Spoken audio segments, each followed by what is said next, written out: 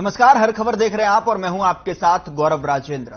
मुख्यमंत्री पुष्कर सिंह धामी मसूरी पहुंचे। बताया जा रहा है कि मसूरी में शहीद स्थल पर पहुंचकर राज्य निर्माण में शहीदों को श्रद्धांजलि दी। इस अवसर पर कृषि मंत्री गणेश जोशी और राजनीतिक दलों के लोगों ने भी शहीद स्मारक पहुंचकर शहीदों को श्रद्धांजलि दी। इस दौरान मुख्यमंत्री पुष्कर सिंह धामी ने कहा कि राज्य की लड़ाई में उत्तराखंड के लोगों ने बढ़ चढ़कर अपनी भागीदारी की है और कई लोगों ने अपनी जान तक न्यौछावर कर दी है, तब जाकर इस राज्य का निर्माण हुआ है। आगे सीएम ने कहा कि इस बार अब तक 4 धाम में 23 लाख श्रद्धालुओं ने आकर राज्य के लोगों के जीवक बढ़ाने में अहम भूमिका निभाई है। दरअसल 2 सितंबर 1994 में राज्य आंदोलन के दौरान मसूरी गोलीकांड में 6 आंदोलनकारियों ने अपनी शहादत दी थी। साथ ही डीएसपी उमाकांत त्रिपाठी भी इस गोलीकांड में मारे गए थे, जिसके बाद हर साल शहादत दिवस के रूप में शहीदों को श्रद्धांजलि दी जाती है।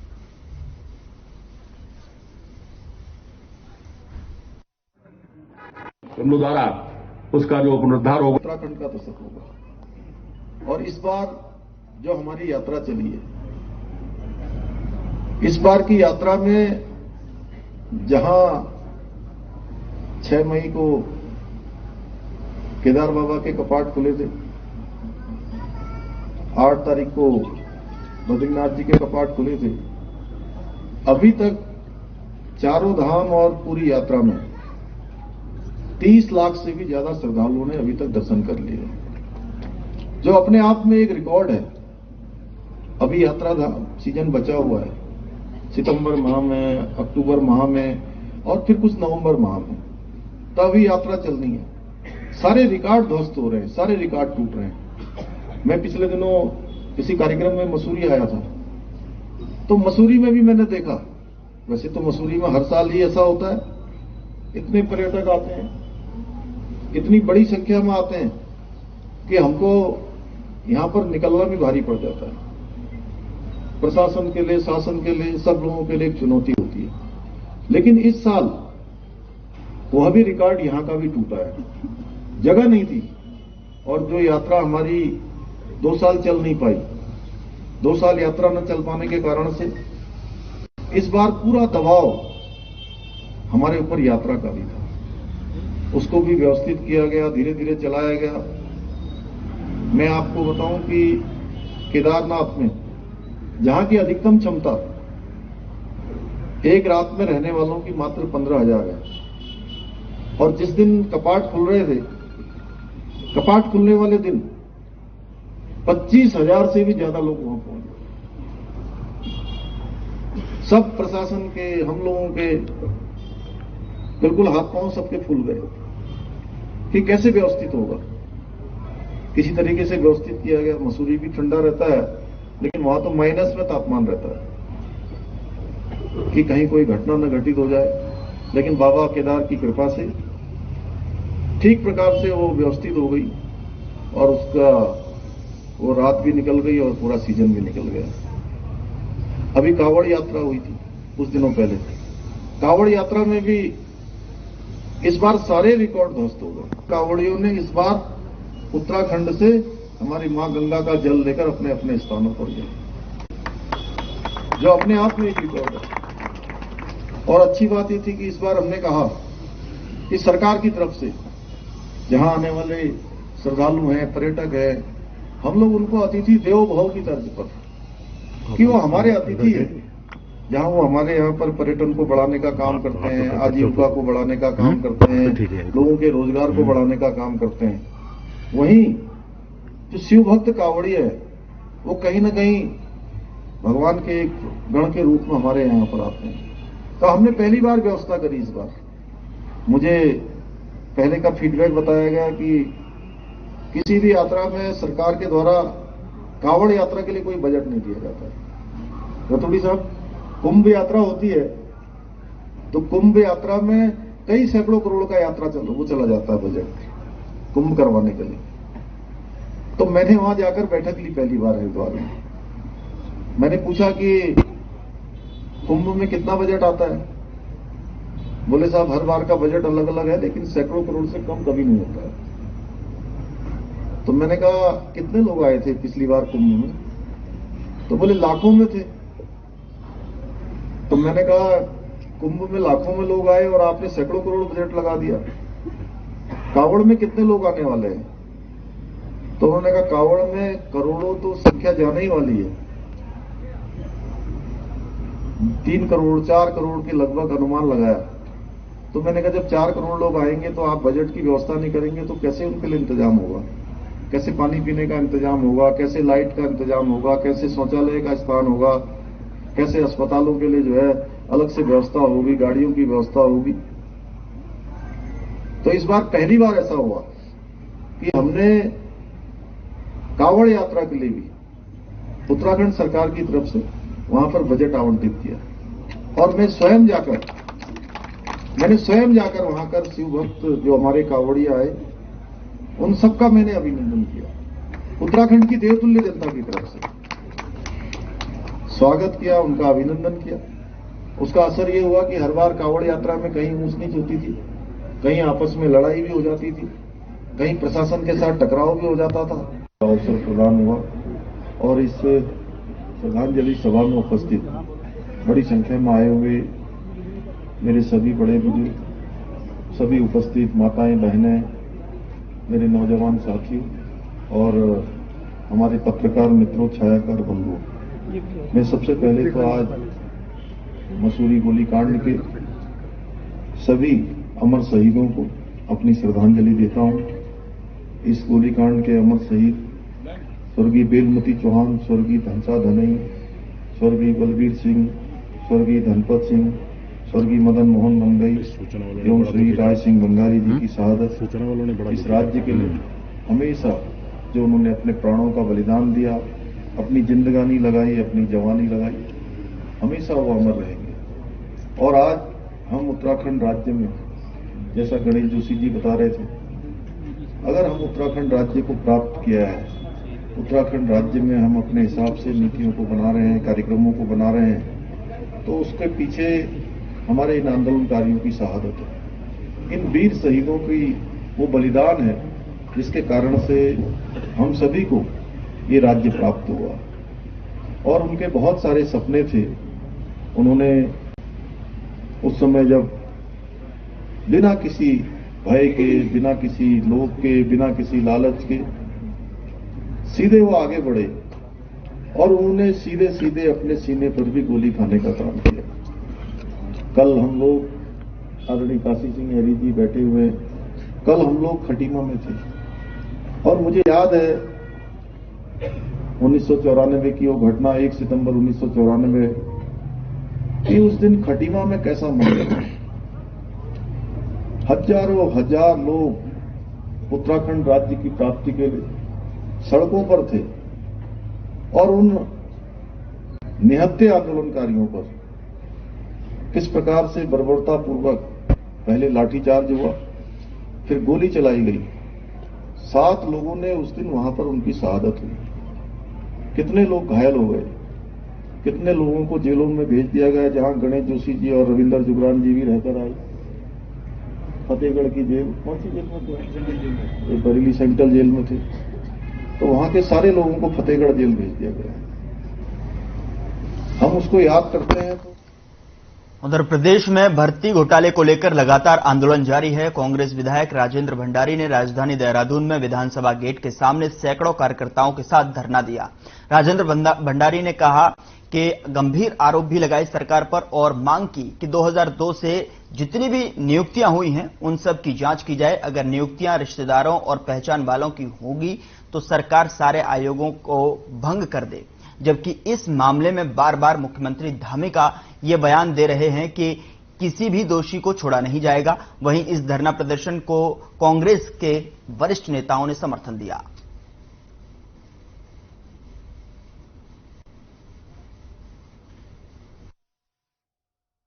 और मैंने एक बात कही है कि जो नीतियां अनैतिक हैं वो सारी नीतियां रिजेक्ट की जानी चाहिए।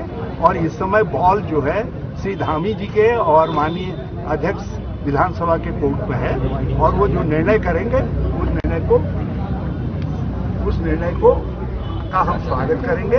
बल्कि मैं तो ये कहूँगा, ऐसा गलत निर्णय करने वाले लोगों पर यदि मुकदमा चलाने की जरूरत है तो मुकदमा भी चलाया जाए, कानून में वो स्थिति को भी। मुख्यमंत्री ने पत्र लिखा है और उन्होंने स्वीकार किया है जो कांग्रेस उठा रही थी मामला की भर्ती घोटाला हुआ है उसको उन्होंने स्वीकार किया है और अब जो है नैतिकता के आधार पर वित्त मंत्री जी और तात्कालिक विधानसभा अध्यक्ष को इस्तीफा दे देना चाहिए और जिन नेताओं ने अपने परिचितों को, अपने जानने वालों को, अपने साथ जुड़े हुए लोगों को विधानसभा में नियुक्तियां दी हैं, उन लोगों को तत्काल प्रभाव से एक तो जनता से माफी मांगनी चाहिए अपने गलत कार्य के लिए और साथ में राजनीतिक जीवन से संन्यास भी लेना चाहिए। अगर ये विधानसभा अपने रिश्तेदारों को लगाने के लिए तो ये आयोग सारे भंग करो ना, काहे के लिए आयोग रखे हुए हैं? सारे आयोग भंग करो। ये बेरोजगारों को क्यों बेवकूफ बना रहे हैं? उनका पैसा क्यों जमा कर रहे हैं? बार बार उनका फीस का पैसा जमा मत करो, अपने ही रिश्तेदारों को लगाओ। फिर यहाँ लिख दो ओनली फॉर हमारा रिश्तेदार और बाकी कोई रोजगार पे नहीं लगेगा, जो हो रहा है। और अगर यही चलता रहेगा, हम ये कह रहे हैं 2002 के बाद जितनी नियुक्तियां हुई है, जिसने भी की है, जिसने भी की है, जिसने कानून तोड़ा है, जिसने भ्रष्टाचार किया है, जिसने बेईमानी की है, उसके खिलाफ जांच होनी चाहिए, सीबीआई जांच होनी चाहिए और अपराधी को जेल में जाना चाहिए। हमारी मांग बहुत ही जायज है। जैसे कि ये पता चला है कि सरकार का कोई भी विभाग नौकरियों में भ्रष्टाचार करके जो बंदरबांट की गई है इससे अछूता नहीं है।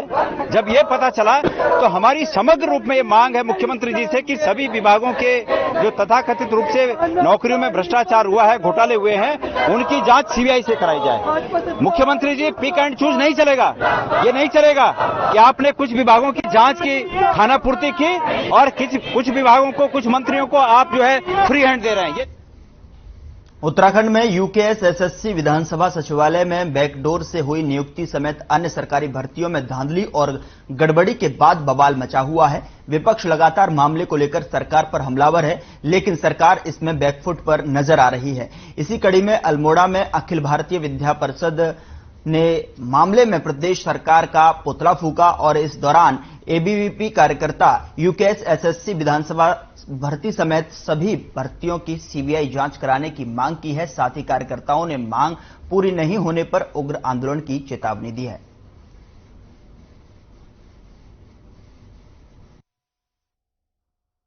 आज अखिल भारतीय विद्यार्थी परिषद मांग करती है कि इस पूरे प्रकरण की सीबीआई जांच हो और जो बड़े से बड़े सफेदपोश इस पर आ रहे हैं उनकी गिरफ्तारी हो, ताकि एक मेहनत करने वाले युवाओं का सरकार के प्रति एक जो जिम्मेदार सरकार है, इनके प्रति जो भी अपना भरोसा है वो कायम रहे। और अखिल भारतीय विद्यार्थी परिषद मांग करती है कि अगर इसकी पूरी निष्पक्ष जांच सीबीआई द्वारा नहीं कराई गई और बड़े से बड़े सफेदपोशों को गिरफ्तार करने का काम नहीं किया गया तो अखिल भारतीय विद्यार्थी परिषद वृहद रूप से आंदोलन पूरे भाजपुर में कांग्रेस पार्टी के कार्यकर्ताओं ने पूर्व शिक्षा मंत्री अरविंद पांडे का पुतला फूका। इस दौरान कांग्रेस पार्टी के कार्यकर्ता बेरिया रोड तिराहे पर एकत्रित हुए, जहां उन्होंने डीके जोशी और गुरजीत सिंह गित्ते के नेतृत्व में पूर्व शिक्षा मंत्री अरविंद पांडे के खिलाफ जमकर नारेबाजी की और पुतला फूका। इस दौरान पुलिस प्रशासन कार्यकर्ताओं को पुतला फूकने से रोकते हुए नाकामयाब रहा। बता दें कि काफी समय से भर्ती घोटाले को लेकर नए नए मामले सामने आ रहे हैं, जिस पर विरोध व्यक्त करते हुए नगर पालिका अध्यक्ष गुरजीत सिंह गित्ते ने भारतीय जनता पार्टी पर जमकर निशाना साधा।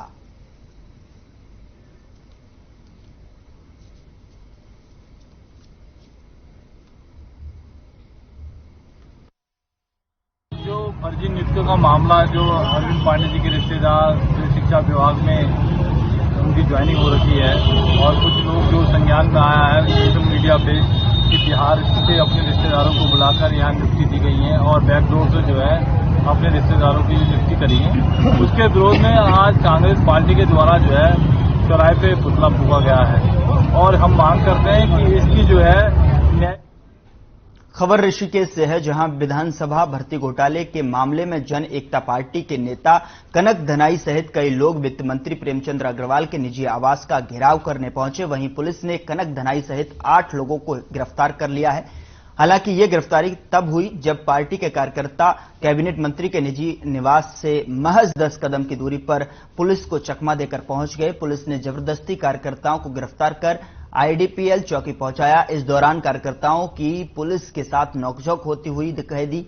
तो वहीं गिरफ्तार होने के बाद पार्टी के नेता कनक धनाई ने विधानसभा भर्ती घोटाले के मामले में जांच रिटायर्ड जस्टिस के नेतृत्व में कराने की मांग की है। साथ ही जांच बाधित ना हो इसलिए कैबिनेट मंत्री से इस्तीफे की मांग की है।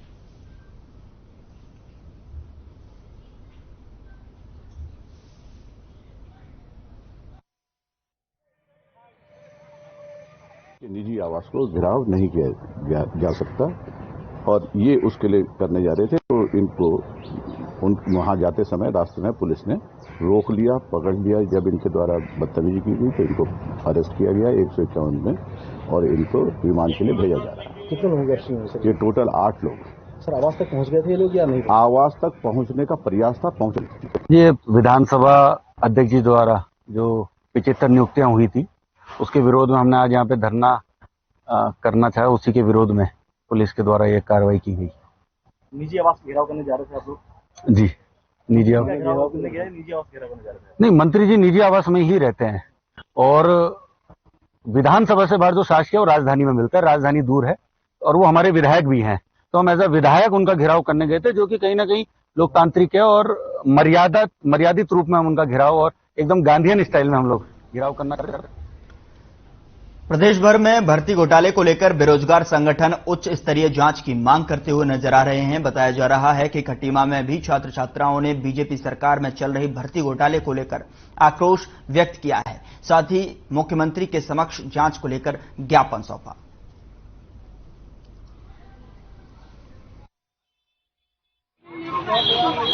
हम लोगों ने 10 साल से उनको देख रहे हैं, क्योंकि यहाँ से विधायक रहे हैं, तो हम लोगों की थोड़ी बात तो सुननी चाहिए ना उनको। तो सर हम लोग बस यही कहना चाह रहे हैं, अभी इस टाइम क्या हो रहा है, भर्ती परीक्षाओं की जांच चल रही है, बहुत अच्छी चल रही है, इसकी बहुत अच्छा काम कर रही है, हमें कोई दिक्कत नहीं है, लेकिन कम से कम वो जो दूसरी भर्ती है ना उसके चक्कर में बाकी सारी भर्तियां आप लगाओ। FRO की भर्ती पीछे कर दी इन्होंने और दिसंबर से पहले कोई चांस नहीं कि हो जाए कोई। मेरा यही मांग है कि फटाफट क्या कहते हैं सिलेबस को चेंज करें और एग्जाम को भी कराएं। इस तरीके से और ये ये भ्रष्टाचार हो रही है, धांधली हो रही है, उसको भी समाप्ति कर दें, क्योंकि ये पढ़ने वाले बच्चे कब तक पढ़ेंगे? हम इतनी देर तक मेहनत करते हैं, 2-3 बजे तक रात में देखते हैं, हम मेहनत कर रहे हैं, ऐसे ही करते रहेंगे क्या? पढ़ाई व घर वाले भी इनसे पैसा भी नहीं। उधर काशीपुर में दिल दहला देने वाले डबल मर्डर मामले को लेकर काशीपुर कोतवाली ने खुलासा करते हुए वरिष्ठ पुलिस अधीक्षक ने कहा कि प्रेम प्रसंग के चलते वारदात को अंजाम दिया गया। आपको बता दें कि काशीपुर के मोहल्ला अली खान के इमली चौक में प्रेम के अंधे हो चुके एक आशिक ने अपनी प्रेमिका समेत उसकी मां को धारदार हथियार से ताबड़तोड़ वार करते हुए मौत के घाट उतार दिया था। दोनों को मौत के घाट उतारने के बाद कातिल ने खुद ही कोतवाली काशीपुर पहुंचकर जुर्म भी कबूल लिया। लड़की को सूचना मिली कि डबल मर्डर हो चुका है, तो वहाँ पे शिवा 22 to 23 ईयर्स ओल्ड लड़की है और उनकी mummy Shabana 45 years old madam है, तो उन दोनों का मर्डर हुआ था। तो उसकी खुलासा हो चुके हैं। जो अभियुक्त है उसने खुद थाने में आके कबूल दिए। उसके निशानदेही पे हमने मर्डर वेपन भी हमने बरामद कर लिया है। इनका 12-13 साल से अफेयर था। अफेयर में अनबड़ी को लेकर मर्डर हुआ है। अच्छी इन्वेस्टिगेशन करेंगे।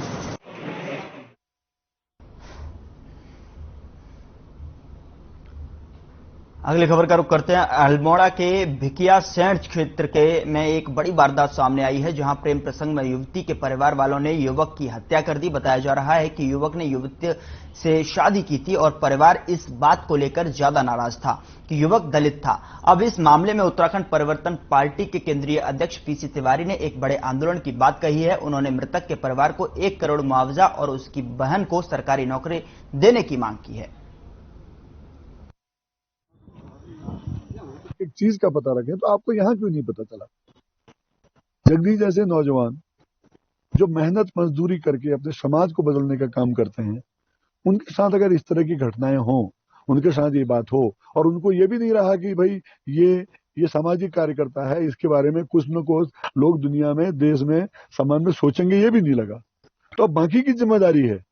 सल्ट क्षेत्र के बाकी चीज की जिम्मेदारी है, उत्तराखंड के बाकी चीज की जिम्मेदारी है कि वो इस मसाल को अपने हाथ में ले। मैं अभी देख रहा था चेतना आंदोलन के साथियों का, उत्तराखंड से, उत्तराखंड के बाहर से तमाम लोग जो संवेदनशील हैं वो इस मामले को लेकर।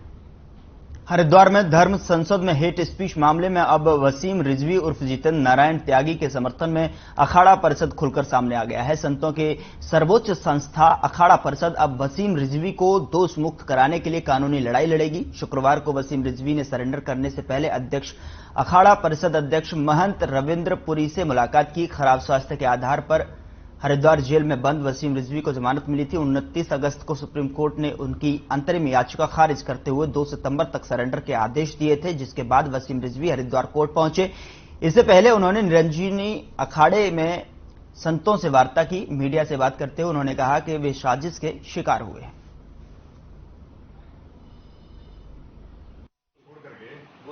इनको ये देखिए, माननीय सुप्रीम कोर्ट ने जो निर्देश दिए उसका अनुपालन करते हुए आज मैं सिलेंडर कर रहा हूं और इससे पहले भी 4 महीने रह चुका हूं।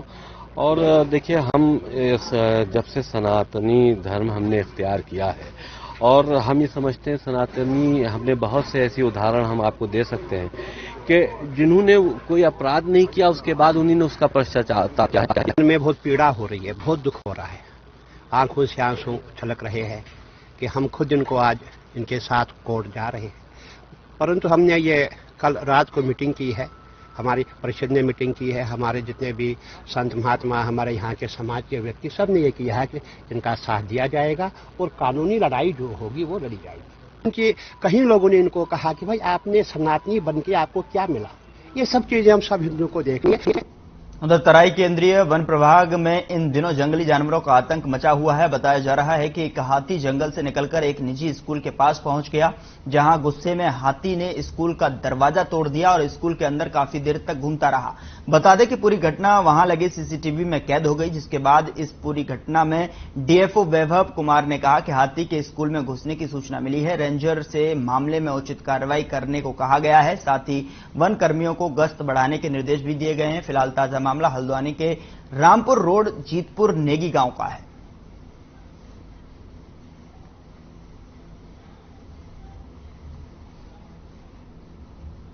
अगली खबर का रुख करते हैं। पुलिस को बड़ी सफलता मिली है, जहां पर बताया जा रहा है कि चोरी के इरादे से घूम रहे एक युवक को पुलिस ने गिरफ्तार कर लिया है। इस दौरान पुलिस ने आरोपी के पास से चाकू भी बरामद किया है, जिसके बाद थाना प्रभारी संतोष सिंह ने बताया कि आरोपी की पहचान शुभम कुमार निवासी शीशम झाड़ी के रूप में हुई है। आगे उन्होंने कहा कि लगातार संदिग्धों पर पुलिस अपनी नजर बनाए हुए है, जिससे कि क्षेत्र में किसी भी प्रकार की कोई आपराधिक घटना न घट सके। वहीं पुलिस ने आरोपी के खिलाफ मामला दर्ज कर जेल भेज दिया है।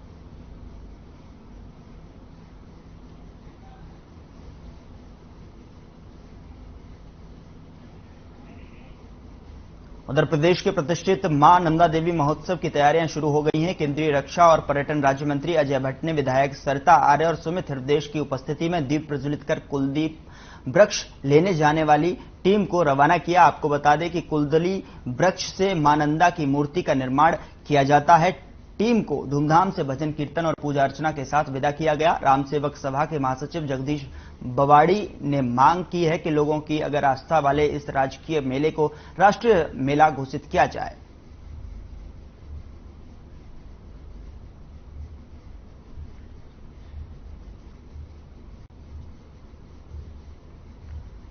उधर नैनीताल में नंदा देवी महोत्सव का आगाज हो गया है। महोत्सव को लेकर नैनीताल पुलिस ने सभी तैयारियां पूरी कर ली हैं। बताया जा रहा है कि 1 सितंबर से 7 सितंबर तक मेले का भव्य आयोजन किया जा रहा है, जिसको लेकर नैनीताल के डीएसए मैदान में करीब 400 दुकानें लगाई गई हैं। इसके साथ ही बच्चों के मनोरंजन के लिए झूले भी लगाए गए हैं। जानकारी के मुताबिक नैनीताल समेत आसपास के क्षेत्रों में बड़ी संख्या में कारोबारी नैनीताल पहुंच चुके हैं। जिलाधिकारी धीरज सिंह गर्ब्याल ने कहा कि पिछले 2 सालों से कोरोना की वजह से मां नंदा देवी महोत्सव कार्यक्रम का आयोजन नहीं हो पाया है। आगे उन्होंने कहा कि इस साल मेले का आयोजन हर्षोल्लास के साथ मनाया जाएगा। मैं आपका आज बहुत भाग्यशाली समझा रही। सुरक्षा के दृष्टिकोण से हमने नगर पालिका को यह निर्देशित किया है कि मेला स्थल पे खासकर वहां पे सीसी कैमरे की व्यवस्था हो, टॉयलेट्स की व्यवस्था हो और साथ ही साथ मंदिर परिसर में जो भी प्रचार प्रसार इनका होना है वो उसकी व्यवस्था सारी नगर पालिका देख रही है और सफाई की व्यवस्था पर सबसे ज्यादा जोर उनको देना है, मोबाइल टॉयलेट्स वगैरह। नैनीताल जिले के हल्द्वानी में भारी बारिश की वजह से 2 राजमार्ग सहित 16 सड़कें बंद हैं। बरसात की वजह से इन सड़कों में भूस्खलन हुआ है, जिनको खोलने का काम जेसीबी की ओर से कराया जा रहा है। एडीएम अशोक जोशी ने बताया कि भारी बरसात के चलते बंद हुए रास्तों को तत्काल खोलने के लिए निर्देश लोक निर्माण विभाग और अन्य संबंधित विभागों को दिए गए हैं और जल्द ही सभी सड़कें खोल दी जाएंगी। इसके साथ ही सभी अधिकारियों को येलो अलर्ट पर सतर्क रहने को निर्देश दिए गए हैं। किसी भी अप्रिय घटना पर तत्काल मदद पहुंचाने को भी कहा गया है। देखिए, अभी हमारी कुल 16 सड़कें बंद हैं, जिसमें से 14 ग्रामीण क्षेत्र की हैं और 2 स्टेट हाईवे हैं बेताल घाट में, जो रामनगर डिवीजन में आते हैं पीडब्ल्यूडी। तो ये इनको खोलने के लिए सभी कंसर्निंग डिपार्टमेंट को कहा जा चुका है और खोलने की कार्रवाई चल रही है। शीघ्र ही सबसे पहले एसएच को खोलने का प्रयास किया जा रहा है और साथ ही साथ ग्रामीण मार्गों को भी खोलने के लिए कार्रवाई। फिलहाल बुलेटिन में इतना ही। आप देखते रहिए हर खबर।